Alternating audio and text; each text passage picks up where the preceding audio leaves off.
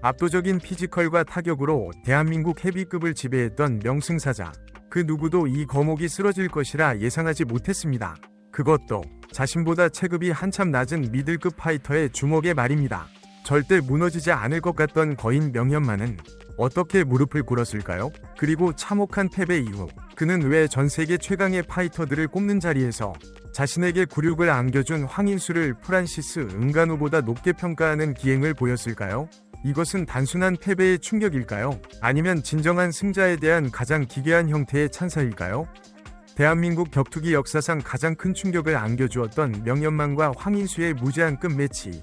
모두가 헤비급의 압승을 예상했지만 결과는 정반대였습니다. 하지만 진짜 충격적인 반전은 케이지 밖에서 일어났습니다. 영원한 라이벌이자 앙숙이었던 두 사람의 관계는 최근 명현만의 한 영상으로 인해 전혀 예상하지 못한 묘하고도 기괴한 새로운 국면을 맞이하게 됩니다.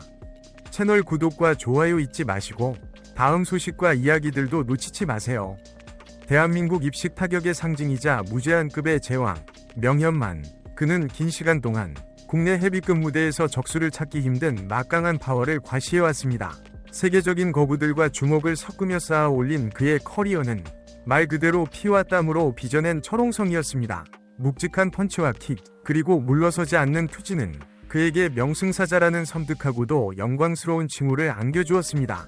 반면 황인수는 혜성처럼 등장한 미들급의 파괴자였습니다. 데뷔 초반부터 상상을 초월하는 하드펀치와 저돌적인 공격성으로 상대를 1라운드에 눕혀버리며 흥행 보증 수표로 자리 잡았습니다. 하지만 그는 어디까지나 미들급이었습니다. 아무리 펀치력이 강하다 한들 평소 체중이 130kg에 육박하는 헤비급 타격가 명현만을 상대로는 한계가 명확해 보였습니다. 두 선수의 대결이 성사되기까지의 과정은 한편이 심리 스릴러와도 같았습니다. 인터넷 방송과 소셜미디어를 통해 끊임없이 도발을 주고받으며 감정의 골은 깊어질 대로 깊어졌습니다. 황인수는 명현만의 느린 스피드를 지적하며 자신이 충분히 KO시킬 수 있다고 맹호를 떨쳤고, 명현만은 체급의 벽은 결코 무시할 수 없다며 참교육을 예고했습니다. 격투기 팬들과 전문가들 사이에서도 갑론을박이 끊이지 않았습니다. 스피드와 타이밍을 앞세운 황인수의 펀치가 통할 것이라는 소수 의견도 있었지만 압도적인 다수는 명현만의 맷집과 파워가 결국 미들급 선수를 짓눌러버릴 것이라 예측했습니다. 2023년 2월 25일 고양체육관에서 열린 국내 로드FC 063 대회. 마침내 두 맹수가 케이지 안에서 마주했습니다. 공이 울리고 경기가 시작된 직후 경기장의 공기는 순식간에 얼어붙었습니다. 모두의 예상을 깨고 황인수의 스피드는 명현만의 반응 속도를 완전히 압도했습니다. 황인수는 옥타곤을 넓게 쓰며 날카로운 잽과 스트레이트를 명현만의 안면에 쉴 새 없이 적중시켰습니다. 명현만은 묵직한 카운터로 반격을 시도했지만 체급을 뛰어넘기 위해 철저하게 준비해온 황인수의 푸드워크를 따라잡기에는 역부족이었습니다. 경기가 중반으로 접어들수록 충격적인 장면들이 연출되었습니다. 황인수의 날벼락 같은 훅이 명현만의 턱에 꽂혔고 헤비급의 거목이 크게 휘청거리는 모습에 관중석에서는 경악의 탄성이 터져나왔습니다. 명현만은 챔피언 출신다운 특유의 맷집과 투지로 버티며 클린치와 압박을 시도했지만 황인수는 노련하게 거리를 벌리며 치명적인 정타를 계속해서 누적시켰습니다. 대망의 3라운드, 가장 참혹한 결과가 기다리고 있었습니다. 지속적인 타격 허용으로 인해 명현만의 안면은 크게 부어올랐고 눈 쪽에 심각한 데미지가 쌓여 앞을 보기조차 힘든 상태가 되었습니다. 결국 3라운드 48초 명현만 측 코너에서 타워를 투척하며 경기를 포기했고 황인수의 TKO 승리가 선언되었습니다. 대한민국 격투기계가 발칵 뒤집혔습니다. 다윗이 골리앗을 완벽한 타격으로 쓰러뜨린 이 사건은 국내는 물론 해외 격투기 커뮤니티에서도 엄청난 화제가 되었습니다. 전문가들은 황인수의 완벽한 거리 싸움과 체급 차이를 무색하게 만든 전례 없는 파괴력을 극찬했고, 일각에서는 명현만의 노쇠화와 안면 방어의 허점을 패인으로 지적했습니다. 이 경기 직후 명현만은 자신의 패배를 깨끗하게 인정하며 사실상 프로파이터로서의 은퇴를 시사했습니다. 한 시대를 풍미했던 대한민국 최고 타격가의 쓸쓸하고도 충격적인 퇴장이었습니다. 그런데 시간이 흐른 뒤 명현만의 채널에 올라온 하나의 영상이 대중과 격투기 팬들을 혼란과 폭소, 그리고 기묘한 심리적 미궁 속에 빠뜨렸습니다. 명현만이 만화 드래곤볼의 전투력 측정기인 스카우터를 직접 착용하고 진행한 격투기 최강자 월드컵 영상이 바로 그것입니다. 이 영상에서 명현만은 전 세계 레전드 파이터들의 전투력을 순수 싸움 룰인 야차루를 기준으로 비교하기 시작했습니다. 처음에는 시청자들도 가벼운 마음으로 영상을 시청했습니다. 하지만 명현만이 마이크 베르나르도와 세미 슐트라는 격투기 역사의 전설적인 킥복서들을 상대로 주저없이 황인수의 손을 들어주기 시작하면서 분위기는 묘하게 흘러갔습니다.